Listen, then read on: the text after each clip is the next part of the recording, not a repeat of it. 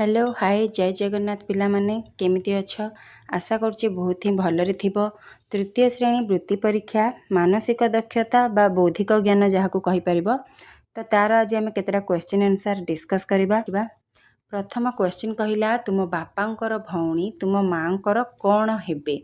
बापांकर भौणी तुम बापांकर भौणी जे जाको तमे कोन डाको पियूसी से पियूसी तुम मांकर कोण हेबे। मांकर कोण होंती पिला माने से माने नणंद है। ऑप्शन ग हो सठिक उत्तर बुझीगला। नेक्स्ट क्वेश्चन कहला दिया जाइथिबा पदार्थ गुड़िक मध्यरु केउटी अन्य गुड़िक ठारू अलगा। चारटा ऑप्शन दे देछि आ भितरु कोटा अलगा। फॉस्फोरस देछि मैंगानीज क्रोमियम आउ आयरन देछि। तो पिला माने कोटा हबो कहिलो फॉस्फोरस है। ए तीनिटारू फॉस्फोरसटा होछि हमर अलगा है। नेक्स्ट क्वेश्चन देख कौन कहला कहिछि चंद्रग्रहण केउ तिथि रे होई पारे। चंद्रग्रहण जो लागे सेटा को तिथि रे होई पारे सप्तमी ना पूर्णिमा ना अमावास्या ना एकादशी। तो मन रख चंद्रग्रहणटा आमर पूर्णिमा तिथि रे होई पारे है। नेक्स्ट क्वेश्चन देख कहिछि मुना कुना ठारू बड़ किंतु लुना ठारू सान। बुना लुना ठारू बड़ हेले किए सबुठारू सान कही ए भाया क्वेश्चन आसले डायग्राम करदेव जो द्वारा तुमको बुझा पाकू ठीक हम है। तो देख मुना कथा कही प्रथम मुनार देखीदेवा यहाँ है मुना कुना ठारू माने एटा कुना लुना एटा है लुना। तो कौन कही मुनाटा क्या ठारू बड़ कुना ठारू बड़ है। कुना ठारू यहाँ हूँ कुना कुना ठारू बड़। तो बड़ आम करदेवा ताकू कुना ठारू जेहेतु ये बड़ तो आपको आम टे बड़ करवा किंतु लुना ठारू सान ये जो लुना अच्छी आ ठारू सान ये किए मुना बुझीगला। कौन कहला शुण ये मुना कुना ठारू बड़ ए कुना ठारू ये बड़ किंतु लुना ठारू सान ए लुना ठारू से सान ता अर्थ लुनाटा ताठू बड़ हाँ ना नहीं। तापर आसला बुना एटा है बुना। बुना का ठारू बड़ लुना ठारू बड़ ए लुना ठारू किए बड़ ए बुना बड़ बोली कहला। तो बुनाटा को आम आहरी बड़ करदेवा कहीं ये लुना ठारू बड़ किए सबुठारू सान हम। तो ये चार्टा जाक सान किए है पिला माने कुना है कि नहीं। तो ऑप्शन कौटा हो आमर सठिक उत्तर कौटा हम कुना। ऑप्शन घ हो सठिक उत्तर बुझीगला। जदि न बुझीपार आउ टे कौन कर बैक कर आ देखिदियो है। नेक्स्ट क्वेश्चन दिन बेला खोला जगार आकाश रे मेघ न थिले निम्न समय रे केते बेले तुम छाई दीर्घ हबो बोली कहला। कौन कहला पिला माने खोला जगार तुम छिड़ा हब आकाश रे मेघ नथिबा ता अर्थ सूर्य थिबे है। तो सेई पोजिशन रे तमे ये चार्टा टाइम देछि कौन कौन ना 8 AM 9 AM 10 AM आउ 11 AM देछि है। AM टा माने केते सखाळ टाइम हाँ ना नहीं 8 AM 12 AM हो तापर जोटा हम से PM हम। तो आमर सखाळ टाइम 8टारे ना 9टारे ना 10टा ना 11टारे केते बेले तुम छाईटा दीर्घ हम माने लंबा देखा तुम छाई है। तो यहाँ मन रख 8 AM 8टा समय तुम जदि तुम छाई को देख बुझल खोला जगह छिड़ा हम तुम छाई तुमको कौन देखा दीर्घ माने बड़ देखा है। तो यहाँ 8 AM यहाँ हो सठिक उत्तर बुझीगला। नेक्स्ट क्वेश्चन रुनी यही 4टी पुंजी लेखि दर्पण साहाय्य देखिला है। ये 4टा पुंजी देखिला Kota Kota HAT BUX VIO आउ THW ये 4टा पुंजी लेखिकी दर्पण साहाय्य देखिला है। दर्पण रे केउ पुंजर अक्षर बदली जीव बोली कहला। तो माने बदली जीव कोड़ा देख HAT टाकू दर्पण रे देखिले कौन हम HAT ही रहिबो हाँ ना नहीं। तापरे BUX टा जदि देखिबो बीटा पिला माने दर्पण आगो गले एटा लेफ्ट साइड अच्छी एटा राइट साइड हो जो बीटा बुझिल। जदि दर्पण रे देखिबा एटा लेफ्ट साइड अच्छी एटा राइट साइड अच्छी कि नहीं एमिति। तो यहाँ कौन हो एमिति हो बुझीगला। तो यहाँ ही बदली जीव हाँ ना नहीं। आउ V तो बदलनी I भी बदलनी O भी बदलनी यहाँ बदलनी THW को जदि देखिबा ताहले एटा भी बदलनी जेमिति सेमिति रहिबो ए तीनटा किंतु BUX रे कोटा बदलिबो U आउ X बदलनी किंतु B टा बदली जीव ना। तो ए पुंजा अक्षरटा बदली जीव हाँ ना नहीं। तो आमर कोटा ऑप्शन ख हो सठिक उत्तर। दर्पण रे देखिबाटा निश्चिंत गोटाए क्वेश्चन आस्थाए पिला माने। तो यहाँ को टिके मार्क करथिबो हला। नेक्स्ट क्वेश्चन कौन कहला देख ନିମ୍ନରେ ଦିଆଯାଇଥିବା କ୍ରମର ପରବର୍ତ୍ତୀ ଅକ୍ଷରଟି କ'ଣ ହେବ? ଗ ଦେଇଦେଇଛି, ତାପରେ ଜ ଆଉ ତାପରେ ଡ ଦେଇଦେଇଛି। ତ କ'ଣ ପାର୍ଥକ୍ୟ ଅଛି, କ'ଣ ଆଗକୁ ଯାଇଛି, କେତେଟା ଆଗକୁ ଯାଇଛି, କ'ଣ ହେଇଛି ଟିକେ ଦେଖିଦେବା ହେଲା। ଦେଖ ପ୍ରଥମେ ଗ ଅଛି, ଦେଖ କ'ଣ ହେଇଛି, ଗ ପରେ ଜ ଲେଖା ହେଇଛି, ତା ଅର୍ଥ ଆଗକୁ ଯାଇଛି, ହଁ ନା ନାହିଁ? ତ କେତେଟା ଆଗକୁ ଯାଇଛି? ଗ ପରେ କ'ଣ ଛାଡ଼ିଛି? ଘ ୱ ଚ। ଗ ପରେ କେତେଟା ଛାଡ଼ିଛି? ଘ ୱ ଚ ଛ ହେଲା, ଚାରିଟା ଛାଡ଼ିଛି, ହଁ ନା ନାହିଁ? ଚାରିଟା ପରେ ଏଇଟା ଯଦି ଦେଖିବା ଜ ପରେ ଡ କେତେଟା ଛାଡ଼ିଛି ଦେଖ। ଜ ପରେ କ'ଣ? ଝ ନ୍ୟ ଟ ଠ, ତାପରେ ଡ ଲେଖା ହେଇଛି, ତା ଅର୍ଥ ଏଇଠି ବି ଚାରିଟା ହିଁ ଛଡ଼ା ଯାଇଛି। ତ ଆମେ ଡ ପରେ କେତେଟା ଛାଡ଼ିବା? ଆମେ ବି କ'ଣ କରିବା? ଡ ପରେ ଚାରିଟା ଛାଡ଼ିଦେବା। ଡ ପରେ ଚାରିଟା ଛାଡ଼ିଲେ କେଉଁଟା କେଉଁଟା ଛାଡ଼ିବା? ଢ ଅଣ ତ ଥ, ଚାରିଟା ଛାଡ଼ିଲା, ତା ପରଟା ଲେଖିବା ଦ। ଦ କେଉଁଠି ଅଛି? ଅପସନ୍ ଗ ରେ ଅଛି, ହଁ ନା ନାହିଁ? ତ ଏଇଟା ହେଇଯିବ ସଠିକ୍ ଉତ୍ତର ହେଲା। ନେକ୍ସଟ କ୍ୱେଶ୍ଚିନ୍ ଦେଖିବା। କହିଲା ଗୋଟିଏ ଡବାରେ 7 କିଗ୍ରା ଚିନି ରହେ ହେଲା। 7 କିଗ୍ରା ମାନେ 7 କେଜି, କିଲୋଗ୍ରାମ ମାନେ କେଜି, ହଁ ନା ନାହିଁ? ତାପରେ କ'ଣ କହିଲା? 60 କିଗ୍ରା ଚିନି ରଖିବା ପାଇଁ କେତୋଟି ଡବା ଦରକାର ହେବ? ଗୋଟେ ଡବାରେ ଦେଇଦେଇଛି 7 କିଗ୍ରା ଚିନି ରହେ।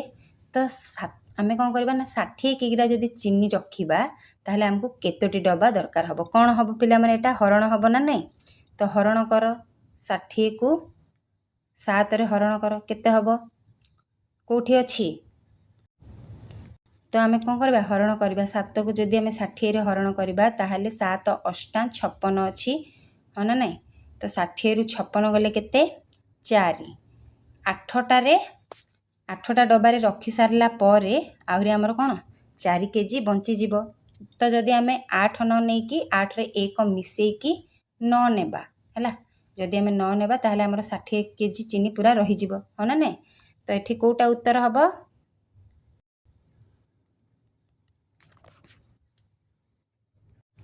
9ଟା ହେବ। କାହିଁକି 9ଟା ହେଲା କହିଲି? କ'ଣ କରିବ? ପ୍ରଥମେ ଏଭଳିଆ କ୍ୱେଶ୍ଚିନ୍ ଆସିଲେ ତ ହରଣ ହେବ। ହରଣ ହେଇସାରିଲା ପରେ ଦେଖିବ ଭାଗ ଶେଷ ଯଦି ବଞ୍ଚୁଛି ତାହେଲେ କ'ଣ କରିବ? ଆଉ ଗୋଟେ 1 ମିଶେଇକି ନେବ। କାହିଁକିନା ଆମର ବଞ୍ଚିବାଟା ଦେଇନି, କେତୋଟି ଡବା ଦରକାର ବୋଲି ଲେଖିଛି, ହଁ ନା ନାହିଁ? ତ ସେ 4 କେଜି ଆମକୁ ବଞ୍ଚେଇବାକୁ ହେବନି, ସେ 4 କେଜି ବି ଗୋଟେ ଡବାରେ ରଖିବାକୁ ପଡ଼ିବ। ତ ଯେହେତୁ ଆମର 8 ଆସିଥିଲା ଭାଗଫଳ, ତ ଆମେ 8ରେ ଯଦି 1 ମିଶେଇ ଦେବା 9ଟା ଡବା ହେଇଯିବ, ଆଉ ସେ 4 କେଜି ଚିନି ସେ ଗୋଟେ ଡବାରେ ରହିଯିବ। ବୁଝିହେଲା? ତ କେଉଁ ଅପସନ୍ଟା ହେବ? 9 ଅପସନ୍ଟା ହେବ ହେଲା। ନେକ୍ସଟ କ୍ୱେଶ୍ଚିନ୍ କ'ଣ କହିଲା ଦେଖ। ଯଦି ବ୍ରେକଫାଷ୍ଟ ପାଇଁ 1 2 3 4 5 6 7 8 ଲେଖାଯାଏ, ମାନେ ବି ପାଇଁ 1, ଆର୍ ପାଇଁ 2, ଇ ପାଇଁ 3, ଏଇଭଳିଆ ଲେଖା ହେଇଛି, ବୁଝିପାରିଲ? ତ ତେବେ ସଂକେତ ନ ବଦଳାଇ, ମାନେ ବି ପାଇଁ ଯେଉଁ 1ର ଦିଆହେଇଛି ସଂକେତ ତାକୁ ଆମେ ବଦଳାଇବାନି ହେଲା। ନ ବଦଳେଇକି କ'ଣ ଲେଖିବା? ଆର ମୂଲ୍ୟ ଲେଖିବା, BRAKE ବ୍ରେକ୍ ହେଲା। ତ ଆର୍ ଆକୁ କିପରି ଲେଖିବା? ଦେଖ ପିଲାମାନେ, ବି ପାଇଁ କ'ଣ ଦେଇଛି? ସିଏ 1 ଦେଇଛି, ତ ଆମର 1 ରଖିବା। ଆର୍ ପାଇଁ କ'ଣ ଦେଇଛି? 2 ଦେଇଛି, ତ 2 ଲେଖିବା। ଏ ପାଇଁ କ'ଣ ଦେଇଛି? ଏ ପାଇଁ କ'ଣ ଦେଇଛି? ଏଇଟା କେତେ ନମ୍ବର ଜାଗାରେ ଅଛି? 4 ନମ୍ବର ଜାଗାରେ ଅଛି। ଏପଟୁ ଗଣି ଗଣି ଗଲେ କେତେ? 4 ନମ୍ବର ଜାଗାରେ ଅଛି ନା ନାହିଁ ଏଇଟା? ତ ଆମେ ବି 1 2 3 4 କେତେ? 1 2 3 4 ନମ୍ବର ଜାଗାରେ ଅଛି, ତ ଆମେ ଏଠି କ'ଣ ଲେଖିବା? 4 ଲେଖିବା ହେଲା। ଇ ପାଇଁ କ'ଣ ଲେଖିବା? ଏ ପାଇଁ କ'ଣ ଲେଖିବା ପିଲାମାନେ? 4 ଲେଖିବା, ହଁ ନା ନାହିଁ? ତାପରେ କେଟା କେଉଁଠି ଅଛି ଦେଖ। କେଟା କେତେ ନମ୍ବରରେ ଅଛି? ଗଣ 1 2 3 4 5, 5 ନମ୍ବରରେ ଅଛି, ହଁ ନା ନାହିଁ? ଏ ପାଖରେ ଅଛି 5 ନମ୍ବରରେ। ତ ଏଇଠି କେଉଁଟା ଅଛି? 1 2 3 4 5, 5 ଅଛି। 1 2 4 5 କେଉଁଠି ଅଛି? ଅପସନ୍ରେ ଟିକେ ଦେଖ। 1 2 4 5 କେଉଁଠି ଅଛି ପିଲାମାନେ? ତାପରେ ଦେଖ କେ ଦେଲା, ଏପରେ କ'ଣ? କେଟା ଦେଖ ଏଠି କେତେ ନମ୍ବର ଜାଗାରେ ଅଛି? 5 ନମ୍ବର ଜାଗାରେ ଅଛି। ଆଉ ଏଇଠି ଯଦି ଆମେ ଦେଖିବା ଏଇଟା ବି 5, ତାର କେର ସଂକେତ କ'ଣ? 5। ଇ ଦେଖିବା, ଇଟା କେତେ ନମ୍ବର? 3 ନମ୍ବରରେ ଅଛି, ଆଉ ଏଇଟା 3। ତ କ'ଣ ହେଲା? 1 2 4 5 3 କେଉଁ ଅପସନ୍ରେ ଅଛି? ଗ ଅପସନ୍ରେ ଅଛି, ହଁ ନା ନାହିଁ? ତ ଏଇଟା ହେଇଯିବ ସଠିକ୍ ଉତ୍ତର ହେଲା। ନେକ୍ସଟ କ୍ୱେଶ୍ଚିନ୍ ଦେଖ କ'ଣ କହିଲା। ପ୍ରଥମ ଯୋଡ଼ା ସମ୍ପର୍କ ଦେଖି ସେଇ ସମ୍ପର୍କ ରଖିଲେ ଦ୍ୱିତୀୟ ଯୋଡ଼ିଆର ଶୂନ୍ୟସ୍ଥାନ କେଉଁ ଶବ୍ଦଟି ରହିବ ବୋଲି କହିଲା। ଦେଖ ପ୍ରଥମ ଯୋଡ଼ା ଶବ୍ଦ କ'ଣ କହିଛି? ପ୍ରଥମେ ଘ ଝ ଡ ଧବ ଅପସନ୍ ଦେଇଛି। ତ ଦେଖ ଦେଇଛି କ ଚ ଟ ତ ପ କ'ଣ ଏଇଟା ଦେଇଛି କହିଲ? ଏଇ ଯେଉଁ ଆମର ବ୍ୟଞ୍ଜନ ବର୍ଣ୍ଣ ଅଛି, ବ୍ୟଞ୍ଜନ ବର୍ଣ୍ଣ ପ୍ରଥମ କେତେ ଧାଡ଼ି ଅଛି ତାର ପ୍ରଥମ ଅକ୍ଷର ଗୁଡ଼ା ଦେଇଛି। କ ଧାଡ଼ିର କ ଖ ଗ ଘ ଙ ଏଇ ଧାଡ଼ିର ପ୍ରଥମ ଅକ୍ଷରଟା ଦେଇଛି କ, ଚ ଧାଡ଼ିର ପ୍ରଥମ ଅକ୍ଷରଟା ଦେଇଛି ଚ, ଟ ଧାଡ଼ିର ପ୍ରଥମ ଅକ୍ଷର ଦେଇଛି ଟ, ତର ପର ଦେଇଛି ହେଲା। ତାପରେ ଏଠି କ'ଣ ଦେଇଛି ଦେଖ, କ ପରେ ଖ ଛାଡ଼ି ଦେଇଛି, ଗ ଏଠି ଦେଇଛି ହେଲା। ସେଇଭଳି ଚ ଧାଡ଼ିର କ'ଣ ଛାଡ଼ି ଦେଇଛି, ଛ ଛାଡ଼ି ଦେଇଛି, ଜ ଦେଇଛି। ଏଠି ଟ ଧାଡ଼ିର ଠ ଛାଡ଼ି ଦେଇଛି, ଡ ଦେଇଛି। ତ ଧାଡ଼ିର ବି ସେମ୍ ହିଅର୍ କ'ଣ ଯେ ଥ ଛାଡ଼ି ଦେଇଛି ଆଉ ଦ ଲେଖିଛି, ତାପରେ ପର ବି ଫ ଛାଡ଼ି ଦେଇଛି, ବ ଲେଖିଛି। ତ ଏଇଭଳିଆ ଯଦି ଆମେ ଦେଖିବା ତ ଏଇଟା କ'ଣ ହେବ ବୋଲି କହିଲା। ତ କ'ଣ ହେବ ଦେଖ, ଏଠି ଯେଉଁ ଭଳିଆ ଦେଇଛି ଗୋଟେ ଛାଡ଼ିକି ଆମେ ଏଇଠି ଗୋଟେ ଛାଡ଼ିକି ହିଁ କରିବା। ତ ଆମେ ବି କରିବା, ଚାଲ ଦେଖ ଖର ପ୍ରଥମେ କ'ଣ ନେବା, ଏଠି ଯେମିତି କର ଗୋଟେ ଛାଡ଼ିକି ଗ ନେଇଛି, ସେମିତି ଆମେ ଖର ବି ଗ ଛାଡ଼ିକି କ'ଣ ନେବା, ଘ ନେବା ହେଲା। ଛର କ'ଣ କରିବା, ଛ ପରେ କ'ଣ ଜ ନେବାନି, ତା ପରଟା ନେବା ଝ ନେବା। ତାପରେ ଠ ପରେ କ'ଣ ଡ ନେବାନି, ତା ପରଟା ନେବା କ'ଣ ଢ ନେବା। ତାପରେ ଥ ପରେ କ'ଣ ଦ ସେଇଟା ନେବାନି, କ'ଣ ନେଇଯିବା ଧ ନେବା ହେଲା। ତାପରେ ଫ ପରେ କ'ଣ ବ ନେବାନି, ଭ ନେବା। ତ ଘ ଝ ଢ ଧ ଆଉ ଭ କେଉଁଠି ଅଛି, ଅପସନ୍ ଖରେ ଅଛି, ଦେଖ ଭଲସେ ହଁ ନା ନାଇଁ। ତ ଆମର ଏଇ ଅପସନ୍ଟା ହେଇଯିବ କ'ଣ ସଠିକ୍ ଉତ୍ତର। ବୁଝିହେଲା ନା ନାଇଁ ପିଲାମାନେ? ଏଇଭଳିଆ କ୍ୱେଶ୍ଚିନ୍ ମାନେ ହିଁ ଆସିଥାଏ। ତ ନେକ୍ସଟ କ୍ୱେଶ୍ଚିନ୍ ଦେଖ କ'ଣ କହିଲା, ଓଡ଼ିଆ ଭାଗବତ କିଏ ରଚନା କରିଛନ୍ତି? ଜଗନ୍ନାଥ ଦାସ ନା ଅଚ୍ୟୁତାନନ୍ଦ ଦାସ ନା ଯଶୋବନ୍ତ ଦାସ ନା ଅନନ୍ତ ଦାସ? ତ ଆମର ଓଡ଼ିଆ ଭାଗବତ ମନେ ରଖ ପିଲାମାନେ, ଜଗନ୍ନାଥ ଦାସ ରଚନା କରିଛନ୍ତି ହେଲା। ନେକ୍ସଟ କ୍ୱେଶ୍ଚିନ୍ କହିଲା, ଏମାନଙ୍କ ମଧ୍ୟରୁ କେଉଁଟି ଅଲଗା ବୋଲି କହିଲା ହେଲା। ଦେଇଛି ଋଷିକୁଲ୍ୟା, ଏଇଟା କ'ଣ ପିଲାମାନେ ଗୋଟେ ନଦୀ, ଗଞ୍ଜାମ ଜିଲ୍ଲାର ପିଲାମାନେ ତ ସବୁ ଜାଣିଥିବ। ଋଷିକୁଲ୍ୟା ହେଉଛି ଗୋଟେ ନଦୀ, ଦୟା, ଅଂଶୁପା ଆଉ ଭାର୍ଗବୀ। ଦୟା ବି ଗୋଟେ ନଦୀ, ଭାର୍ଗବୀ ଗୋଟେ ନଦୀ। ଦୟା ନଦୀ, ଭାର୍ଗବୀ ନଦୀ ନାଁ ମାନେ ଶୁଣିଛ କି ନାହିଁ, ଋଷିକୁଲ୍ୟା ନଦୀ।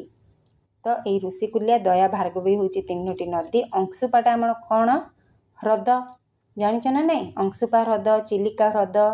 ତ ଅଂଶୁପାଟା ହେଉଛି ହ୍ରଦ। ଏଇ ତିନିଟା ହେଲା ନଦୀ, ଅଂଶୁପାଟା ହ୍ରଦ। ତ କେଉଁଟି ଅଲଗା ହେବ, ଅଂଶୁପା ଅଲଗା ହେବ ନା ନାଇଁ? ତ ଆମର ଅପସନ୍ ଗ ହେଇଯିବ ସଠିକ୍ ଉତ୍ତର। ନେକ୍ସଟ କ୍ୱେଶ୍ଚିନ୍ କହିଲା, 5 ବର୍ଷ ପୂର୍ବେ ରାମ ବାବୁଙ୍କ ବୟସ ତାଙ୍କ ପୁଅ ଶ୍ୟାମର ବୟସର 6 ଗୁଣ ଥିଲା ହେଲା। କ'ଣ କହିଲା, ରାମ ବାବୁଙ୍କର ବୟସ 5 ବର୍ଷ ପୂର୍ବେ ହେଲା, 5 ବର୍ଷ ପୂର୍ବେ କ'ଣ ଥିଲା, ରାମ ବାବୁଙ୍କର ବୟସ ତାଙ୍କ ପୁଅ ଶ୍ୟାମର ବୟସର 6 ଗୁଣ ଥିଲା। ମାନେ ଶ୍ୟାମଟା ଯଦି 5 ବର୍ଷ ହେଇଥିଲା, ତାହେଲେ 5ର 6 ଗୁଣ କେତେ, 5ର 6 ଗୁଣ କେତେ ପିଲାମାନେ 30। ତା ଅର୍ଥ ତାଙ୍କ ରାମ ବାବୁଙ୍କୁ କେତେ ହେଇଥିଲା, 30 ହେଇଥିଲା। ଏଇଟା 5 ବର୍ଷ ପୂର୍ବର କଥା, ବୁଝିପାରିଲ। 5 ବର୍ଷ ପୂର୍ବେ ତାଙ୍କ ପୁଅ ଶ୍ୟାମର ବୟସର 6 ଗୁଣ ଥିଲା। ଆମେ ମନକ ଧର ଯଦି ନେଇଛନ୍ତି 5 ବୟସ ଥିଲା କାହାର, ଶ୍ୟାମର ବୟସ, ତ 6 ଗୁଣ ମାନେ 530, ଏଇଭଳିଆ ହେବ, ବୁଝିପାରିଲ। ତ ଦେଇଛି ଦେଖ କ'ଣ କହିଥିଲା ନା, ବର୍ତ୍ତମାନ ଶ୍ୟାମର ବୟସ 10 ବର୍ଷ। 5 ବର୍ଷ ପୂର୍ବେ ଦେଇଥିଲା କେତେ ରାମ ବାବୁଙ୍କର ବୟସ, ନା ତାଙ୍କ ପୁଅ ଶ୍ୟାମର ବୟସର 6 ଗୁଣ ଥିଲା ହେଲା। ତ ଆଉ ବର୍ତ୍ତମାନ ଦେଇଛି ଶ୍ୟାମର ବୟସ କେତେ 10। ତ ରାମ ବାବୁଙ୍କର ବର୍ତ୍ତମାନ ବୟସ କେତେ ହେବ ବୋଲି କହିଲା। ତ କ'ଣ କରିବ ପିଲାମାନେ, ଭଲସେ ବୁଝ କ'ଣ ନା, 5 ବର୍ଷ ପୂର୍ବେ ରାମ ବାବୁଙ୍କର ବୟସ ତାଙ୍କ ପୁଅ ଶ୍ୟାମର ବୟସର 6 ଗୁଣ ଥିଲା ହେଲା। ଆଉ ବର୍ତ୍ତମାନ ଶ୍ୟାମର ବୟସ ହେଉଛି, ଶ୍ୟାମ ମାନେ କିଏ, ରାମ ବାବୁଙ୍କର ପୁଅ। ବର୍ତ୍ତମାନ ବୟସ ଦେଇଛି ଶ୍ୟାମର କେତେ 10 ବର୍ଷ, ହେଲେ ରାମ ବାବୁଙ୍କ ବର୍ତ୍ତମାନ ବୟସ କେତେ ହେବ? ତ ଆମେ ପ୍ରଥମେ କ'ଣ ଆଣିବା, 5 ବର୍ଷ ପୂର୍ବେ ରାମ ବାବୁଙ୍କର ବୟସଟା କେତେ ଥିଲା ପ୍ରଥମେ ଆଣି ପକାଇବା। ତ ସେଇଟା କେମିତି ଆଣିବା, କ'ଣ କହିଛି ନା, ତାଙ୍କ ପୁଅ ଶ୍ୟାମର ବୟସର 6 ଗୁଣ ଥିଲା। ତାଙ୍କ ପୁଅର ବୟସ ପ୍ରଥମେ ଆମେ, ତାଙ୍କ ପୁଅର ଶ୍ୟାମର ବୟସର 6 ଗୁଣ ଥିଲା କି ନାହିଁ। ତ ସେ ଶ୍ୟାମର ବୟସ କେତେ ଥିଲା 5 ବର୍ଷ ପୂର୍ବେ, ସେଇଟା ପ୍ରଥମେ ଆଣିବା। ତ ଶ୍ୟାମର ବୟସ ଏବେ ଦେଇଛି କେତେ, ବର୍ତ୍ତମାନ ବୟସ ହେଉଛି 10 ହେଲା। ଯଦି ଆମେ 5 ବର୍ଷ ପୂର୍ବେ ଦେଖିବା ହେଲା, ବର୍ତ୍ତମାନ ବୟସ କାହାର, ଶ୍ୟାମର ହେଉଛି 10। ଆମେ 5 ବର୍ଷ ପୂର୍ବେ ପ୍ରଥମେ ରାମ ବାବୁଙ୍କ ବୟସ ଆଣିବା କି ନାହିଁ। ତ ଆମକୁ 5 ବର୍ଷ ପୂର୍ବକୁ ଯିବାକୁ ପଡ଼ିବ। ଯଦି ଏବେ ବର୍ତ୍ତମାନର ବୟସ ହେଉଛି 10 ଶ୍ୟାମର, 5 ବର୍ଷ ପୂର୍ବେ ତା'ର ବୟସ କେତେ ହେବ ପିଲାମାନେ? କ'ଣ ପଛକୁ ଯିବ ହାରି 5 କମେଇ ଦେବା, ହଁ କି ନାହିଁ? ତ କେତେ ହେବ? 5, 10ରୁ 5 ଗଲେ କେତେ? 5 ହେବ କି ନାହିଁ? ତ କ'ଣ ଏଇଟା? ଶ୍ୟାମର 5 ବର୍ଷ ପୂର୍ବେ ବୟସ ଥିଲା କେତେ? 5 ବର୍ଷ। ବୁଝିହେଲା? ସେ ଶ୍ୟାମର ବର୍ତ୍ତମାନ ବୟସରୁ ଆମେ ତା'ର 5 ବର୍ଷ ପୂର୍ବର ବୟସ ଆଣିପାରିଲେ। କେମିତି ଆଣିଲେ? ନା ଯେହେତୁ 5 ବର୍ଷ ଆମେ ପୂର୍ବକୁ ଗଲେ, ପଛକୁ ଗଲେ, ତ ଆମେ ଫେରାଣ 5 କଲେ। କେଉଁଥିରେ? 10ରୁ। ତ ଆମେ ଆଣି ପକାଇଲେ କ'ଣ? 5 ବର୍ଷ ପୂର୍ବେ ଶ୍ୟାମର ବୟସ ଥିଲା 5 ବର୍ଷ। ବୁଝିହେଲା? ତାପରେ ନେକ୍ସଟ ଷ୍ଟେପ୍ କ'ଣ? ରାମବାବୁଙ୍କ ବୟସ ତାଙ୍କ ପୁଅର ଶ୍ୟାମର ବୟସର 6 ଗୁଣ ଥିଲା। ହେଲା, ହେଲେ ଶ୍ୟାମର ବୟସର 6 ଗୁଣ ଥିଲା, ମାନେ ଶ୍ୟାମର ବୟସ କେତେ ଥିଲା କି? 5 ଥିଲା। 5 ବର୍ଷ ପୂର୍ବେ ତା ବୟସ 5 ଏବେ ଆମେ ଆଣିଲେ କି ନାହିଁ? 5 ଥିଲା। ତ 5ର 6 ଗୁଣ କେତେ? 5ର 6 ଗୁଣ ହେଉଛି 30। 5ର ଯେଉଁ 6 ଗୁଣଟା ମୁଁ କାହିଁକି କଲି ପିଲାମାନେ? ଏଠି ଦେଖ କହିଛି, ତାଙ୍କ ପୁଅ ଶ୍ୟାମର ବୟସର 6 ଗୁଣ ଥିଲା ରାମବାବୁଙ୍କ ବୟସ। ହେଲା, ତ ଆମେ ଶ୍ୟାମର ବୟସ ଫାଷ୍ଟ ଆଣି ପକାଇଲେ 5 ବର୍ଷ ପୂର୍ବେ 5 ବର୍ଷ ଥିଲା। ହେଲା, ତାପରେ ଏଠି ଯେଉଁ କହିଛି ଶ୍ୟାମର 6 ଗୁଣ, ସେଥିପାଇଁ ଆମେ ଏ 5ରେ 6 ଗୋଟେ ଗୁଣିଲେ, 6 ଗୁଣ ତ 30 ବର୍ଷ। 5 ବର୍ଷ ପୂର୍ବେ ଶ୍ୟାମବାବୁଙ୍କର ବୟସ କେତେ ଥିଲା? 30 ବର୍ଷ ଥିଲା ନା ନାହିଁ? ଆଣିଲେ କେମିତି ଆଣିଲେ? ନା 5ରେ ଗୁଣନ 6 କଲେ। ଯେହେତୁ ଶ୍ୟାମର ବୟସର 6 ଗୁଣ, ସେଥିପାଇଁ ଆମେ 5ରେ 6 ଗୁଣନ କଲେ, ଆଉ ଆସିଲା ଆମର କେତେ? 30 ବର୍ଷ। କେତେବେଳେ? 5 ବର୍ଷ ପୂର୍ବେ ଏଇଟା ଥିଲା 30 ବର୍ଷ। ସେ ଆମକୁ ବର୍ତ୍ତମାନର ପଚାରିଛି, ତ 5 ବର୍ଷ ପୂର୍ବେ ଯଦି 30 ଥିଲା, ଏବେ 5 ବର୍ଷ ପୂର୍ବେ ଥିଲା, ତ ଏବେ ପରକୁ ଆସିଲା, ମାନେ 5 ବର୍ଷ ଗୋଟେ ବଢ଼ିଲା। ହେଲା, ତ 5 ଆମେ ମିଶାଇ ଦେବା, କେତେ ହେଇଯିବ? 35 ହେବ ନା ନାହିଁ? କେଉଁଠି ଅଛି? ଅପସନ୍ ଖରେ ଅଛି, ଦେଖ 35 ବର୍ଷ। ତ ଏଇଟା ହେଇଯିବ ଆମର ସଠିକ୍ ଉତ୍ତର।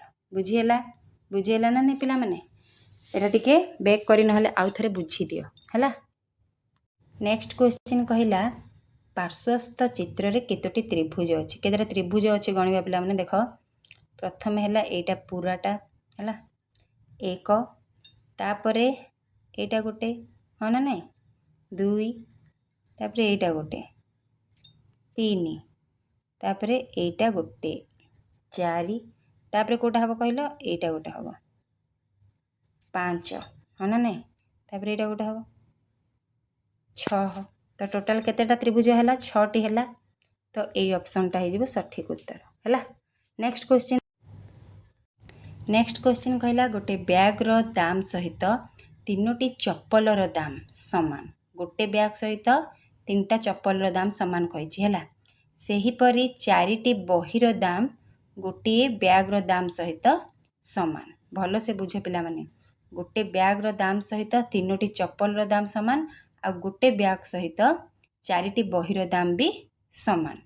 ତ ସେ କହିଛି ଗୋଟିଏ ବହିର ଦାମ 60 ଟଙ୍କା ହେଲେ ଚପଲର ଦାମ କେତେ ବୋଲି କହିଲା। ଗୋଟିଏ ବହିର ଦାମ ଦେଇଦେଇଛି 60 ଟଙ୍କା। ହେଲା, ଗୋଟିଏ ବହିର ଦାମ ଦେଇଦେଇଛି 60 ଟଙ୍କା। ତ 4ଟା ବହିର ଦାମ କେତେ ପିଲାମାନେ? କେତେ? 240 ଟଙ୍କା, ହଁ ନା ନାହିଁ? ତ କ'ଣ କରିବା ନା, ଦେଖ ଏଠି ଯେଉଁ 4ଟା ବହିର ଦାମ ଆସିଲା 240 ଟଙ୍କା, ଏଇ 240 ଟଙ୍କା ବ୍ୟାଗ୍ର ଦାମ ମଧ୍ୟ, ଆଉ 3ଟି ଚପଲର ଦାମ ମଧ୍ୟ। କେମିତି?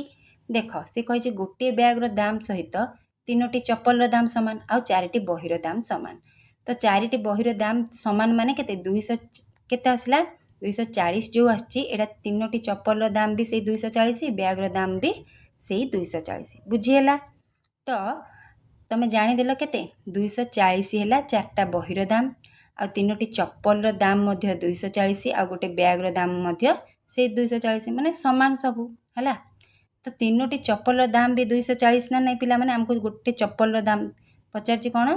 ଚପଲର ଦାମ କେତେ ଟଙ୍କା, ହଁ ନା ନାହିଁ? ତ ଯଦି 3ଟା, କେତେଟାର କହିଛି? 3ଟି ଚପଲର, ହଁ।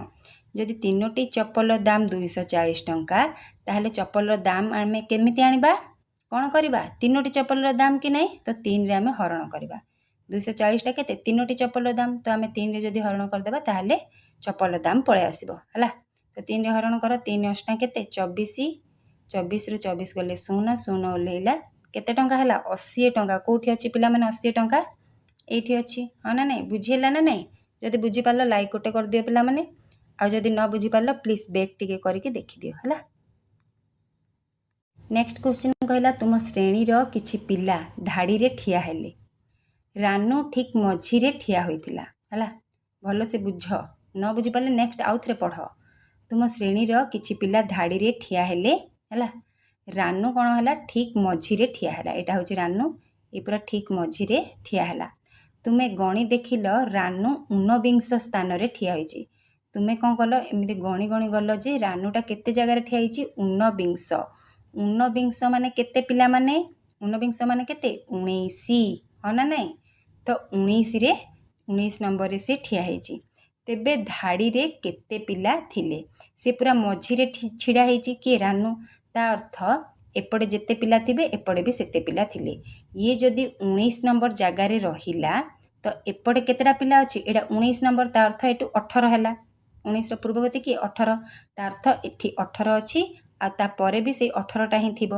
हाँ ना नहीं सेति पई तो ये पूरा मझीरे हैला हैला 19 हैला 19 तापरे तार बाम साइड रे 18 जण थिबे तापर तार डाहाण साइड रे भी से 18 जण ही थिबे हाँ ना नहीं तो एठी 18 एठी 18 एठी 18 जण थिबे एठी 18 जण थिबे 18 18 केते 18 दुणे केते पिला माने 18 एपटे 18 एपटे 18 दुणे केते 36 आउ रानू जणे केते 37 तो ऑप्शन कोठी अछि तो केते हला पिला माने एपटे 18 जण एपटे 18 जण मझिरे रानू तो केते जण हला 18 18 36 36 1 ये 37 है ना नहीं ऑप्शन खटा हम सठिक उत्तर। नेक्स्ट क्वेश्चन कहला गोटे खंबर उच्चता हूँ 17 मीटर गोटे पोक मिनिट को खंबर 3 मीटर ऊपर को चढ़ी 1 मीटर तल को खसी जाए पोकटी खंब उपर पहुँचवा को केते समय लागिबो भल से बुझ पे मैंने गोटे खंब अच्छी गोटे पोक मिनिट को कौन करे 3 मीटर ऊपर को जाए पुणी 1 मीटर कौन करे तल को खसी जाए तो से 1 मिनिट रे केते गला 3 मीटर चढ़िला किंतु पुणी खसी गला कि नहीं तो से टोटाल केते 2 मीटर ऊपर को जाउची हैला गोटे मिनिट रे तो पोकटी पूरा खुंट ऊपर पहुँचवा को केते मिनिट समय लगे कौन हम यहाँ देख 17 मीटर अच्छी पूरा खुंटीटा सी गोटे मिनिट रे 2 मीटर पहुँचुची ऊपर को जाउची तो यहाँ कौन हम हरण कर पिला माने केते 17 रे 2 हरण कर 2टा कौन पाई ना गोटे मिनिट रे से 3 मीटर ऊपर को जाए पुणी 1 मीटर खसी जाउची तो 3 रु 1 आम फेड़ी देवा केते 2 आसला तो 2 मीटर से गोटे मिनिट रे 2 मीटर ऊपर को जाउची तो 17 यदि खुंटटा हूँ 17 आ ताकू कौन लगुच 2 मिनिट 2 गोटे मिनिट रे से 2 ऊपर को जाउची 2 मीटर तो कौन कर हरण कर 2 अष्टांग केते 16 हाँ तो 7 17 रु 16 गले केते 1 8 8 मिनिट 8 कौटी अच्छे ऑप्शन खरे अच्छी है यहाँ हो सठिक उत्तर बुझीगला। नेक्स्ट क्वेश्चन देख कौन कहला दत्त चित्र रे केउ अक्षरटी स्पष्ट भाव देखा जाऊ नाही ऑप्शन रे कौन कौन देछि एक्स एक्सटा देखा जाउछि ना नहीं प्रथम देख ए भलिया क्वेश्चन आसिले ऑप्शन गुडा को पळै जिवो हैला आ एठी खोजी हेबनी तमे एठी खोजी हेले पाइबनी प्रथमे एक्स को जीव ऑप्शन को जीव हैला ए भलिया क्वेश्चन आसिले ऑप्शन पाख को पळै आसीबो ऑप्शन एक्स अछि एक्सटा देखिबा देखा जाउछि स्पष्ट भाव देखा जाउछि ना नहीं देखा जाउछि तो आमर ऑप्शन कटा देखा जाउछि एटा उत्तर नुहे देखा जाउ नहीं जोटा आमे सेटा आनिबा भी भी देख पिला माने भी देखा जाउछि कि भीटा हेट देखा जाउछि हाँ ना नहीं भीटा देखा गला ना नहीं तो भी भी आमर देखा जाउछि बुझीला तापर देखबा डब्ल्यू डब्ल्यू भी देखा जाउछि देख हाँ ना नहीं स्पष्ट भाव देखा जाउछि तापर देखबा के केटा देख कोटी देखा जाउछि कि पिला माने के ना देखा जाऊ नाही तो आमर ऑप्शन घ हम सठिक उत्तर बुझीगला।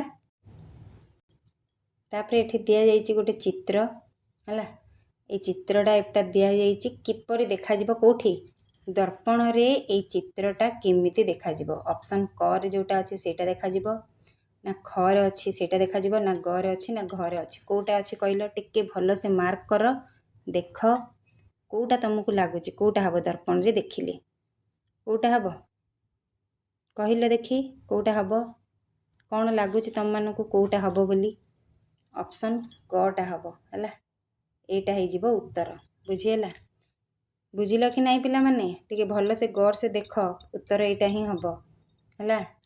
नेक्स्ट क्वेश्चन देख କେତୋଟି ରାସ୍ତାରେ ସିଲୁ ଘରେ ପହଞ୍ଚି ପାରିବ। ଇଏ ହେଉଛି ସିଲୁ କେତେଟା ରାସ୍ତାରେ ଗଲେ ସେ ତାଙ୍କ ଘରେ ପହଞ୍ଚି ପାରିବ। ତ ସେ କେଉଁ ରାସ୍ତାରେ ଗଲେ ମାନେ କେତେ ଥର ସେ ରାସ୍ତାରେ ଯାଇପାରିବ ହେଲା।